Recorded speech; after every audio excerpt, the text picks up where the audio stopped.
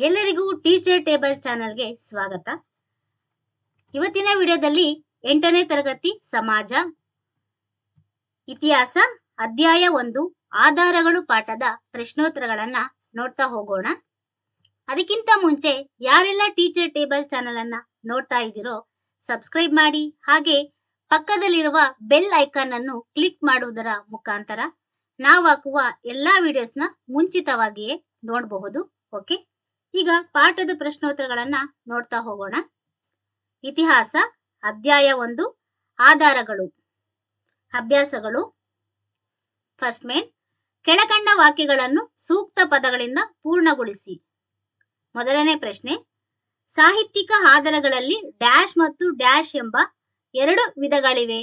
ಉತ್ತರ, ದೇಶೀಯ ಸಾಹಿತ್ಯ ಮತ್ತು ವಿದೇಶೀಯ ಸಾಹಿತ್ಯ ಎಂಬ 2 ವಿಧಗಳಿವೆ.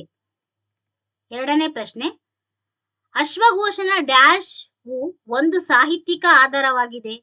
ಉತ್ತರ, ಬುದ್ಧ ಚರಿತವು ಒಂದು ಸಾಹಿತ್ಯಿಕ ಆಧಾರವಾಗಿದೆ. ಮೂರನೇ ಪ್ರಶ್ನೆ, ಕನ್ನಡ ಭಾಷೆಯಲ್ಲಿ ದೊರೆತಿರುವ ಮೊದಲ ಶಾಸನ ಡ್ಯಾಶ್. ಉತ್ತರ, ಹಲ್ಮಿಡಿ ಶಾಸನ. ಸೆಕೆಂಡ್, ಸಂಕ್ಷಿಪ್ತವಾಗಿ ಉತ್ತರಿಸಿ. ಮೊದಲನೇ ಪ್ರಶ್ನೆ, ಆಧಾರಗಳು ಎಂದರೇನು? ಉತ್ತರ, ಚರಿತ್ರೆಯ ರಚನೆಗೆ ಬೇಕಾಗುವ ಮೂಲ ಸಾಮಗ್ರಿಗಳನ್ನು ಆಧಾರಗಳು ಎನ್ನುವರು. ಎರಡನೇ ಪ್ರಶ್ನೆ, ಇತಿಹಾಸಕ್ಕೆ ಸಂಬಂಧಿಸಿದ ದೇಶೀಯ ಮತ್ತು ವಿದೇಶಿಯ ಸಾಹಿತ್ಯಿಕ ಆಧಾರಗಳಿಗೆ 2 ಉದಾಹರಣೆಗಳನ್ನು ಕೊಡಿ. ಉತ್ತರ, ದೇಶಿ ಸಾಹಿತ್ಯಿಕ ಆಧಾರಗಳು ಉದಾಹರಣೆ. ಫಸ್ಟ್ ಒನ್, ವಿಶಾಖದತ್ತನ ಮುದ್ರಾ ರಾಕ್ಷಸ. 2, ಅಶ್ವಘೋಷನ ಬುದ್ಧ ಚರಿತ. ವಿದೇಶಿ ಸಾಹಿತ್ಯಿಕ ಆಧಾರಗಳು. ಫಸ್ಟ್ ಒನ್, ಮೆಗಸ್ತಾನಿಸನ ಇಂಡಿಕಾ. ಸೆಕೆಂಡ್, ಹ್ಯೂಹ್ಯಾನ್ ತ್ಸಾಂಗನ ಸಿಯೂಕಿ. ಮೂರನೇ ಪ್ರಶ್ನೆ, ನಾಣ್ಯಶಾಸ್ತ್ರ ಎಂದರೇನು? ಉತ್ತರ, ನಾಣ್ಯಗಳ ಸ್ವರೂಪ, ವಿಕಾಸ ಹಾಗೂ ಬೆಳವಣಿಗೆಯ ಬಗ್ಗೆ ತಿಳಿಸಿಕೊಡುವ ಅಧ್ಯಯನವೇ ನಾಣ್ಯಶಾಸ್ತ್ರ ಎನ್ನುವರು. ನಾಲ್ಕನೇ ಪ್ರಶ್ನೆ, ಪ್ರಾಕ್ತನ ಆಧಾರಗಳು ಎಂದರೇನು? ಉದಾಹರಣೆ ಸಹಿತ ವಿವರಿಸಿ.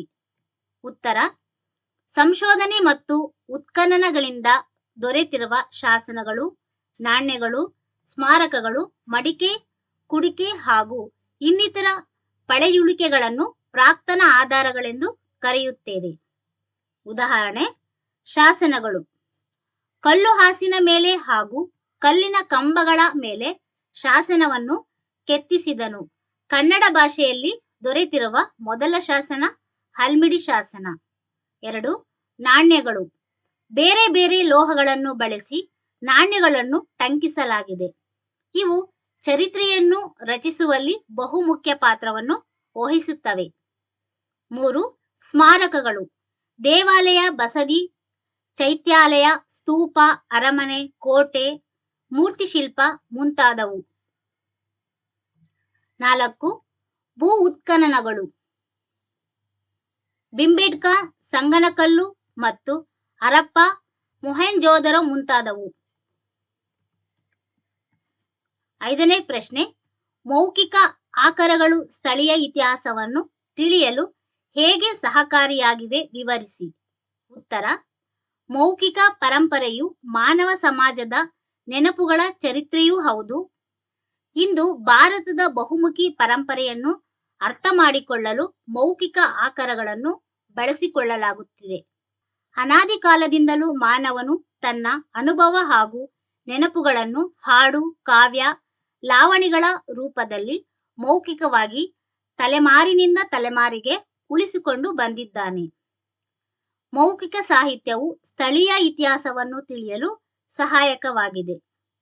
ಧನ್ಯವಾದಗಳು. ಈ ವಿಡಿಯೋ ಇಷ್ಟ ಆದರೆ ಎಲ್ಲರಿಗೂ ಶೇರ್ ಮಾಡಿ, ಹಾಗೆ ಲೈಕ್ ಮಾಡಿ, ಕಾಮೆಂಟ್ ಮಾಡಿ, ಟೀಚರ್ ಟೇಬಲ್ ಚಾನೆಲ್ ಅನ್ನು ಸಬ್ಸ್ಕ್ರೈಬ್ ಮಾಡಿ. Thank you for watching.